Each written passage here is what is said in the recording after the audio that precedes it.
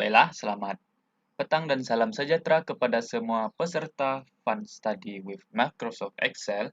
Oke, pada video minggu lepas kita sudah belajar tentang cara membuat jadwal menggunakan Excel. Untuk video yang kedua ini ataupun video seterusnya, kita akan mempelajari cara untuk mengira purata, min, maksimum, median, kuartil 1, kuartil 2, kuartil 3. Itu ya. Oke, sebelum itu kan, sebelum kita membuat pengiraan tuh, kita kena ada data dulu. Oke, sini saya akan coba bagi data. Ini adalah marka pelajar lah, macam marka ujian pertengahan tahun. Oke, ini adalah nama pelajar, nama nama pelajar ya. Ini adalah marka mereka, marka ujian lah. Marka. Oke, untuk student yang pertama, nama dia kita letak student A lah, lepas tu kedua B, C, D, E, F, G, H, I, J. Okay, kita letak 10 sebab 1, 2, 3, 4, 5, 6, 7, 8, 9, 10. Okay, 10. Jadi untuk 10 student ni, contohlah student nama A tadi, dia punya markah untuk subjek matematik 60 markah. Untuk student B pula, dia punya markah 80 markah. Untuk student C dia 75, student D dia punya markah 58, student E dia mungkin kurang pandai sikit ataupun kurang faham sesetengah topik jadi dia punya markah 45, F dia mungkin pandai sikit dia punya 87, G mungkin 75, lepas tu H dia punya markah 69. Lepas tu I kita letak random ya. Ini adalah random 56. So J dia 88. Okey. Untuk semua data ni saya buat dia cantik sikit. Kita letak ini ya, border. Okey. Untuk yang kita akan belajar hari ini iaitu min. Min. Yang kedua minimum. Tiga maksimum. Keempat min maksimum median.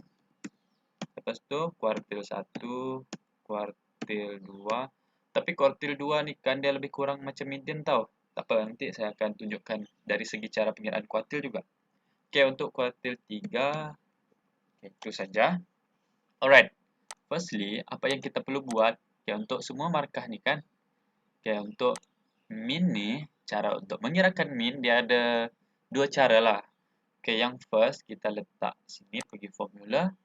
Insert function. Lepas tu kita tekan sini.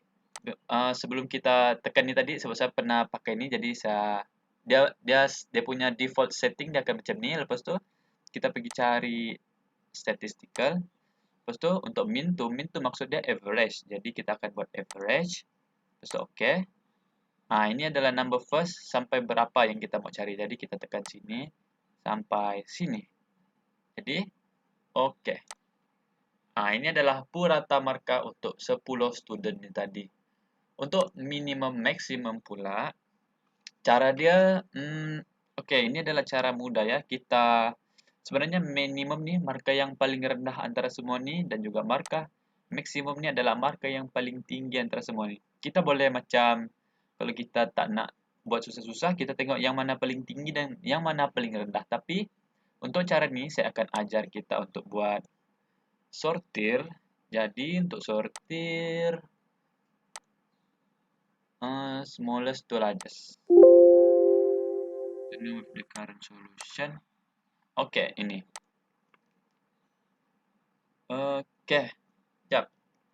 Kita back balik sebab dia dia tukar macam ni je, dia tidak itu. Dia tidak yang nama pelajar ni tadi dia tidak ikut susunan tu. Jadi kita akan buat sortir. Custom sorter. Sort by markah. Sort smallest to largest. Okey. Jadi student E ni tadi dia kurang fokus kan, kurang beri dia punya fokus kepada pembelajaran guru lah sebab tu markah dia rendah. Jadi secara automatically kita dapat tahu yang minimum dia adalah ini dan maksimum dia yang paling tinggi markah mereka adalah ini. Jadi ini minimum, ini maksimum, saya letak warna merah. Okey, minimum dia adalah 45, maksimum adalah 88. Itu dari segi cara sortir ya. Kita boleh lihat juga secara pakai mata kasar sebab untuk cari min dengan maksimum tuh dia tidaklah terlalu susah.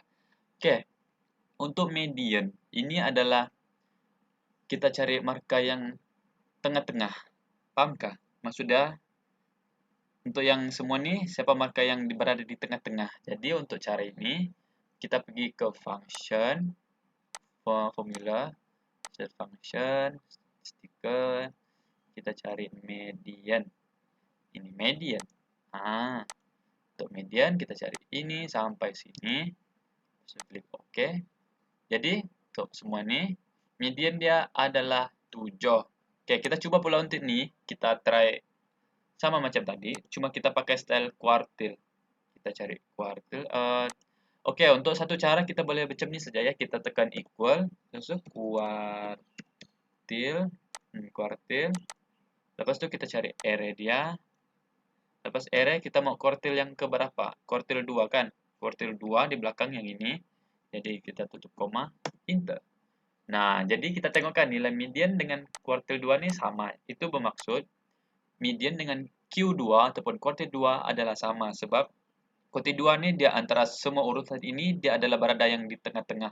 Ataupun kalau kita bagi dua, atas sama, bawah sama. Itu maksud Q2 ataupun median. Jadi untuk kuartil 1 ini pula, dia adalah setengah daripada kuartil 1 dengan permulaan ini. Itu maksud Q1. Dan Q3 ini setengah daripada Q2 sampai ke bawah ini. Itu adalah Q3. Oke, untuk ini kita buat lebih kurang macam kuartil tadi. Kuartil, klik nih, kita cari array ini. Klik, oke. Mau kuartil berapa? 1 kan, koma, letak 1. Kita tutup koma, enter. 58,5. Itu adalah kuartil 1. Untuk kuartil 3, kita buat sama. Kuartil, klik, kita pilih semua ini. Koma, kita pilih 3 sebab nak buat kuartil 3. Enter. Oke, senang. Jadi, ini adalah data yang terhasil daripada pengiraan kita tadi. Oke, untuk saya akan buat contoh yang kedua lah. Contoh yang kedua, kita tidak payah pakai nama lah. Kita macam apa? Kita buat suhu lah. Oke, ini macam suhu dekat satu tempat lah. Tempat ni ekstrim. Jadi suhu situ macam turun naik cepat. Untuk 10 hari lah. 10 hari kita start dari sini. 10 hari sinilah saya buat contoh 2 ke sini. Oke, untuk contoh ni untuk hari yang pertama dia punya suhu 26. Lepas tu ini suhu average satu hari ya. Lepas tu dia masuk 30. Lepas tu masuk 32, dan turun lagi 22, dan naik lagi 26, dan naik 27, dan naik 32, dia jadi panas. Lepas tu tiba-tiba dia naik lagi 34. Makin panas. Lepas tu tiba-tiba dia turun mendadak dan jadi 19, lepas tu dia 20. Jadi kita ada 10 data, sini 10. So tadi 10, sini 10 ya. Yang ini 10. Jadi ini adalah data baru kita borderkan dulu. Ini adalah temperature, suhu lah, suhu. Alright, seperti yang kita nak buat juga, kita nak buat macam ni. Cari copy dia. Kalau kita nak copy ni, kita klik semua ni, lepas tu Ctrl C, Ctrl copy, and then sini Ctrl V, paste.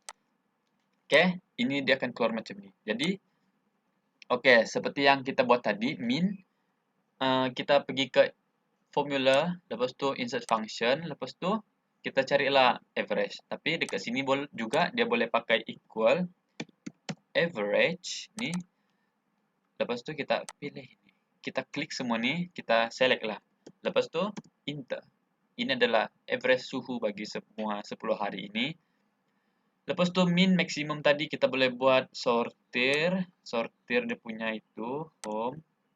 Sortir smallest to largest sebab dia satu kolom saja. Jadi smallest to largest. Apa ni? Smallest to largest. Ini. So sortir. Oh no. Smallest to largest. Kenapa ni? Dia tidak kira ini kah? sortir smallest to largest. Sebab saya klik dari sini code. Oke. 19, 20, 21, 20, 22, 26, 26, 26, lepas itu dia sampai sini. Oke. Jadi untuk minimum dia adalah 19. Kita boleh tengok. Ini adalah nilai paling rendah. Dan untuk nilai yang paling tertinggi adalah 34. Jadi, ini. Untuk median pula, median ataupun Q2 dia, kita buat equal median. Median, lepas itu select ini, tutup kurungan, enter. Ini adalah median.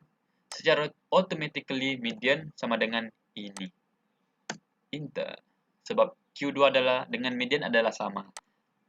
Untuk kuartil 1, kita buat macam tadi, kuartil QU. Oke, kita select array. Lepas tu, koma, kita nak pilih 1, so kuartil 1, tutup kurungan, enter. Dan untuk kuartil 3, kita buat sama dengan kuartil, kita select ini, koma 3, sebab kuartil 3, dan tutup koma, enter. Dan ini adalah data kita. Aduh, salah. Back, Ctrl Z, salah ya. Oke, ini adalah data untuk contoh yang kedua. Jadi, saya harap Anda paham dengan pembelajaran yang saya buat ini. Dengan bantuan dua contoh ini, saya harap tuan-tuan dan puan-puan semakin maju dalam pembelajaran Excel dan juga dapat membuat analisis lebih mendalam lagi. Sekian, terima kasih.